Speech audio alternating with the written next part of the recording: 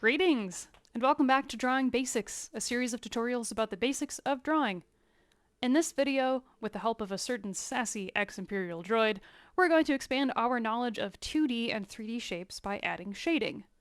I'm Charlie, I'm glad you showed up, and we're going to make some art. So, we've covered 2D objects, squares, circles, triangles. We've covered 3D objects, the sphere, the cube, pyramid, cylinder, and cone. And we know that these objects are three-dimensional, or they convince our eye that they're three-dimensional because they have these interior lines right now that tell us about the surface and the form of the object. But that doesn't really help us with the sphere or the cone as much, unless the cone was upside down. So how do we fix that? How do we show volume without interior lines? We do that with something called value. Value is not money or anything like that. It's referring to how light or how dark something is. And it's this scale that goes from 100% white to 100% black. And there's an entire spectrum of gray in between.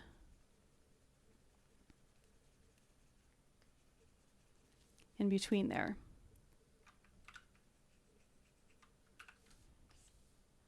And this range of stuff is value.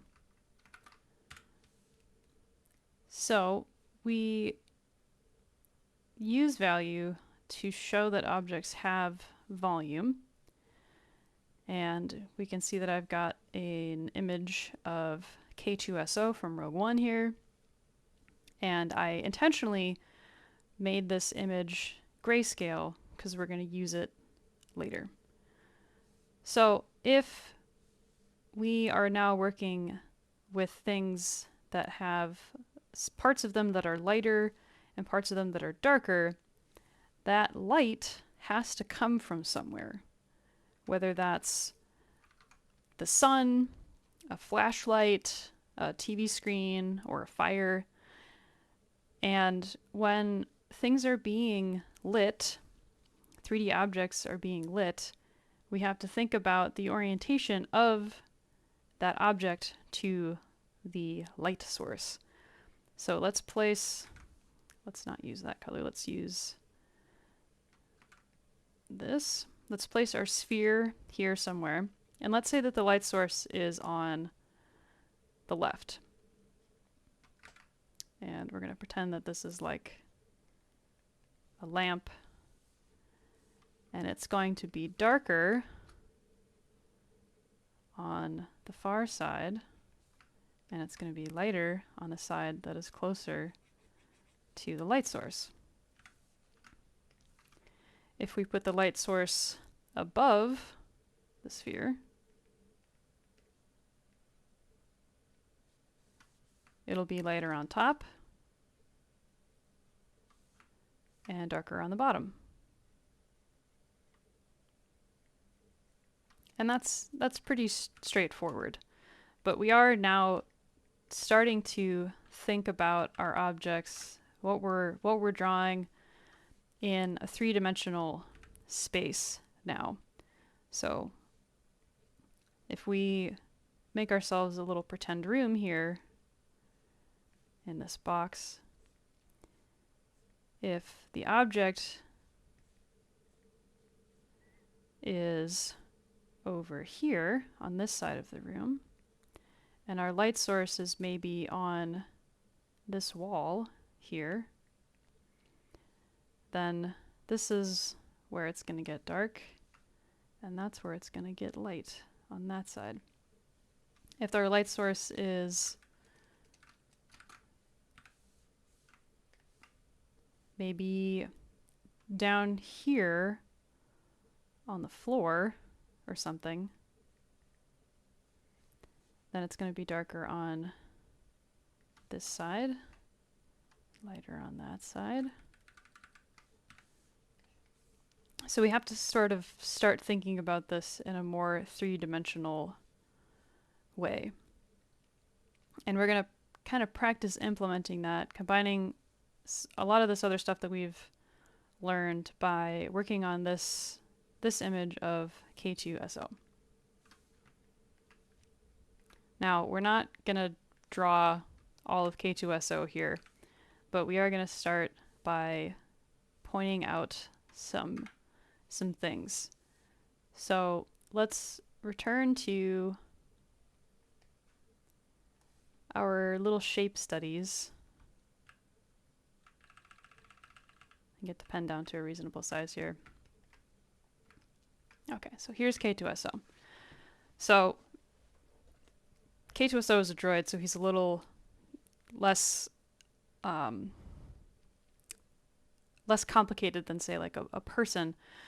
But there's a lot of things that we can probably recognize.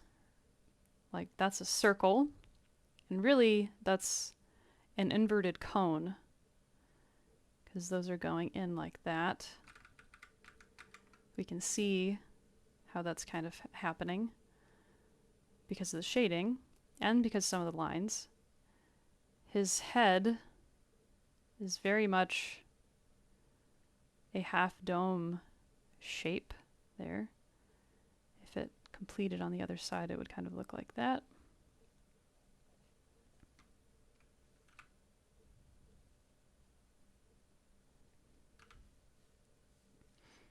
We can see the beginnings of just a rectangle here.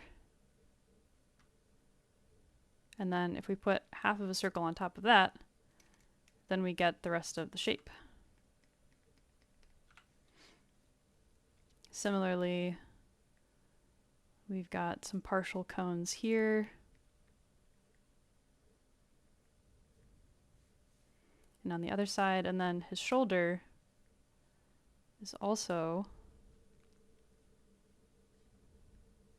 kind of a similar shape to this. And he's got some cylinders for arms. Just like that. And then the majority of his body is an interesting shape, which has a complex relationship with this piece in the center here. And we'll see if we tackle that or not. And because this is a droid, there are kind of more square shapes going on here. And then he's got his neck, which is like a series of discs, which we can see.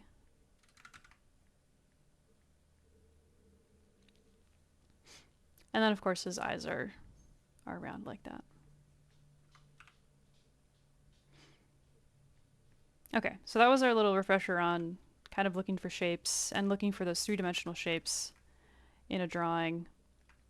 And before we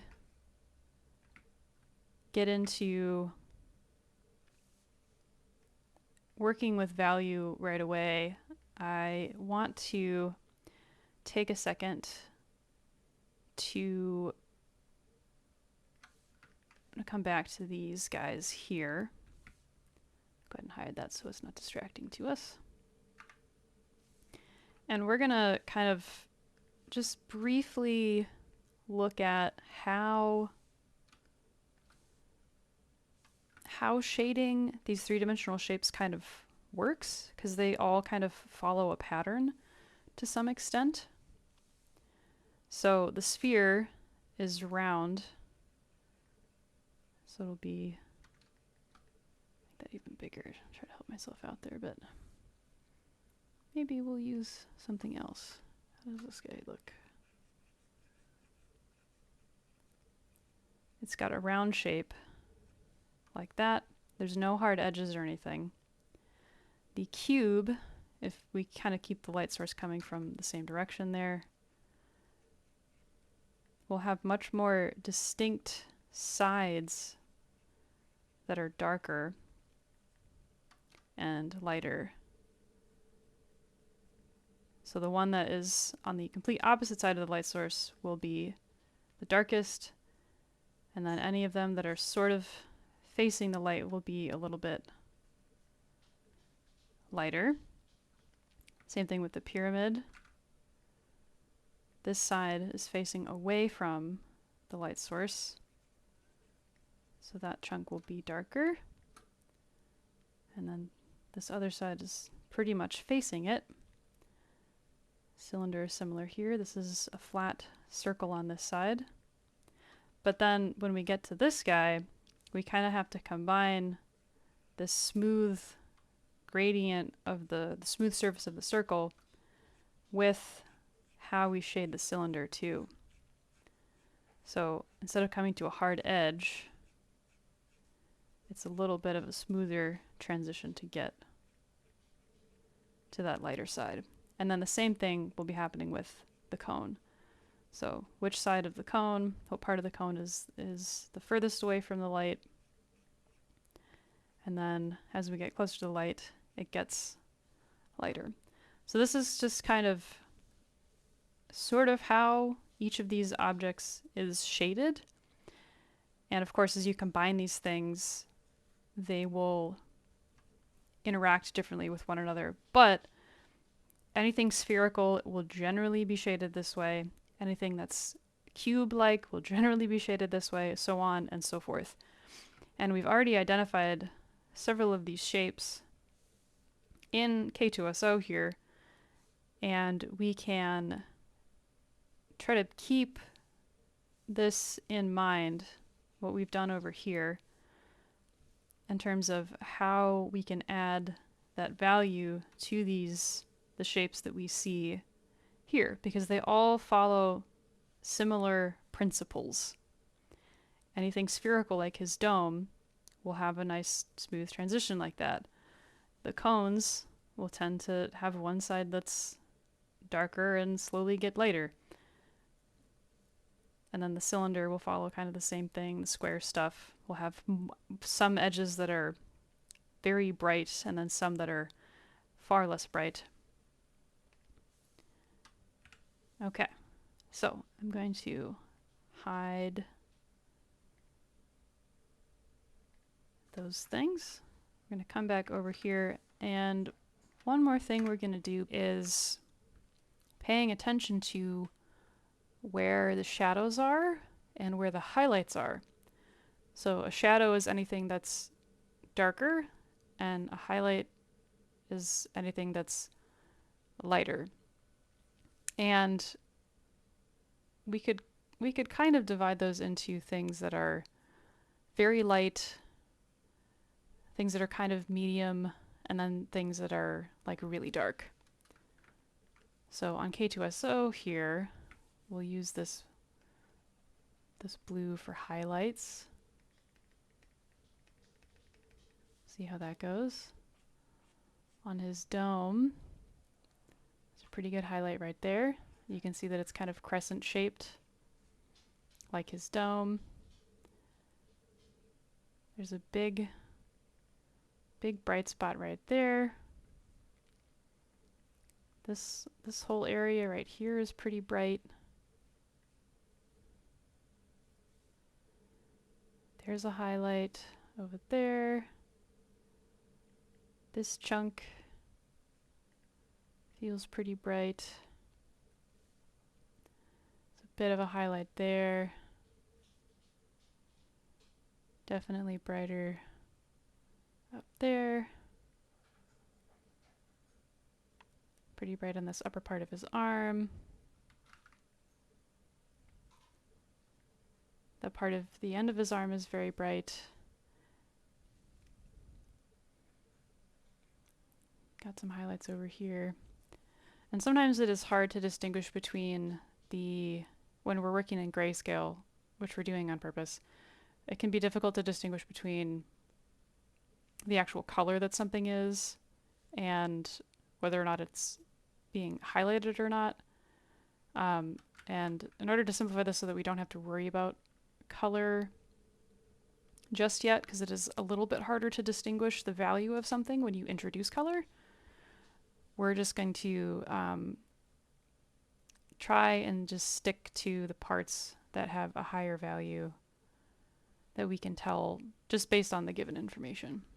Okay, and then let's do this green for the shadows.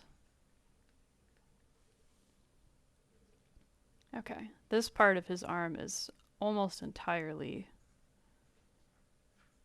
dark. It's also very dark, you know, in here. Very dark right there. This part underneath his head, that where no light is reaching for the most part, that's pretty dark. It's a bit too harsh with those outlines there. You can see that there's a bit of a shadow right there because these parts of his face go into and are covered up by another part, showing the relationship between those two objects. These have a shadow on the bottom. The bottom of this is slightly darker. Shadow over there. This is a pretty big shadow. This side of his arm is definitely in shadow. And even the front of this plate is rather shaded as well. And his arm, it seems, is casting a shadow down there. And the bottom part of this cone shape is also quite in shadow. Here's a pretty obvious one. I don't really want to do too much detailed stuff right now at this stage, but this is just a box. So that bottom side is going to be darker. Looks like that side is like medium. And then the face is a little bit brighter. And you can see the these buttons are a little spherical as well. There's a highlight on the top. There's a shadow underneath it. And it makes them look kind of round. Okay, and he kind of has a shadow on the front of his face there. It's a little hard to tell. There may be more than one light source in this room. Oops.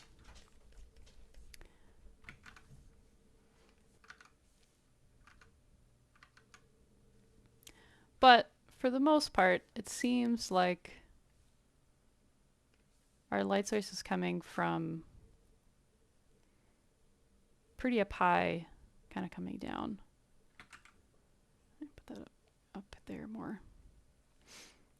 And what we can see right now, after just kind of locating some of these shadows and these highlights, is that this kind of like the stuff that's below is darker, and this stuff that's on top is brighter.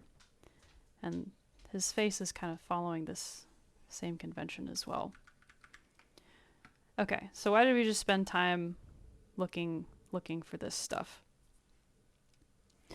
Because this is another way of using those two-dimensional and three-dimensional shapes to break things down, to make them easier to see. So instead of looking for whole shapes, you know, in this whole thing, we're just looking for the shadows and the highlights. So something that we talked about in the previous video was how volume can also be shown using interior lines. Our cube example is like our go-to thing there. Without any interior lines, this just looks like a weird diamond. If we add interior lines, then suddenly it becomes a cube. And this working with boundaries of shapes and then adding interior lines to them works in tandem with volume in order to communicate what we're looking at more effectively.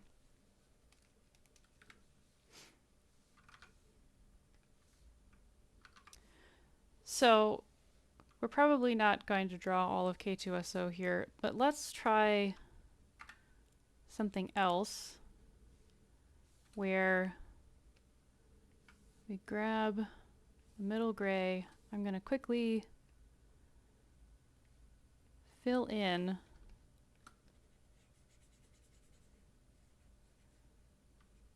kind of his general shape really quick, just to demonstrate something here.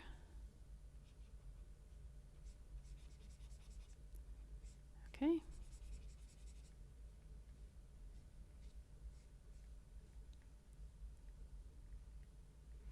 Just want to get a general outline of what he looks like. His silhouette. Fill those in with the fill tool and fill them really quick. He still kind of looks like K2SO. But here's what I'm going to do now. We marked out some of those areas for the highlights and the shadows. So let's actually get in there and try shading some of them. And let's go. We're going to pretend that all the shadows are black, basically, and fill them in.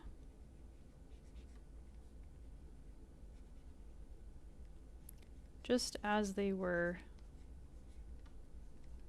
as we identified them. Okay. Actually, I'm going to ignore that one because it doesn't make a ton of sense in this context. All right.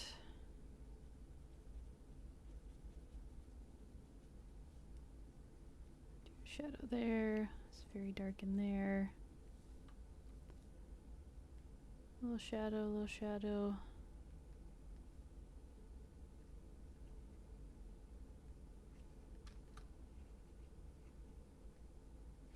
Okay, so let's do the same with the highlights here. Just using white.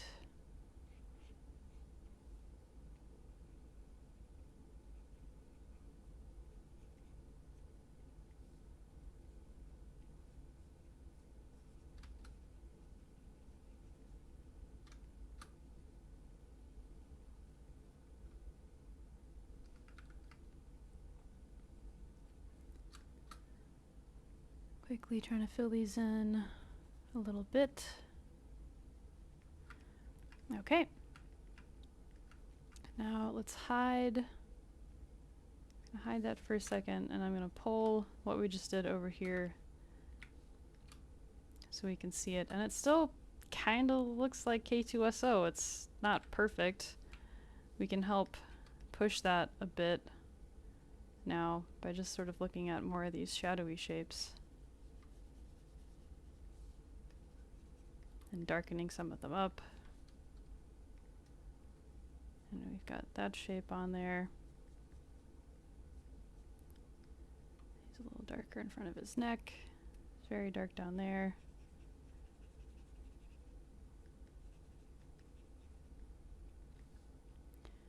But you'll kind of notice that like we didn't really do much, and this still looks like K2SO because these shadows help define his form. These shapes that we identified for the most part. The shadows kind of line up, shadows and the highlights kind of line up with a lot of those things and make it easier for us to see what we're looking at.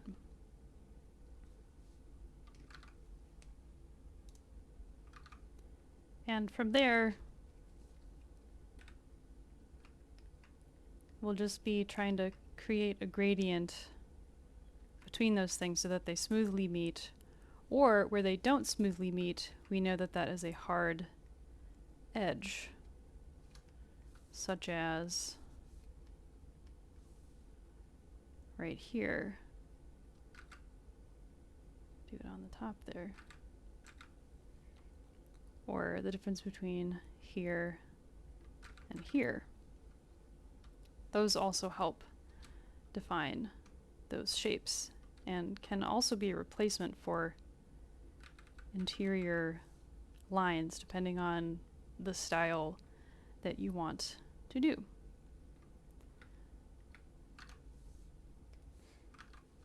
And if I change the color of these lines from red to black, it'll kind of blend even more, or look a little bit more like K2SO, or kind of a fun inking style here. But still pretty identifiable as K2SO, even if we didn't have this image next to us. So there is a primer on value.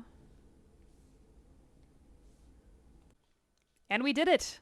Now we have the ability to add value to our drawings in more ways than one, and we're ready to put our new skills to the test. We have more to learn, and we'll tackle it one simple thing at a time. If you have any questions or suggestions, leave a comment below. I hope this was helpful, and thank you for watching.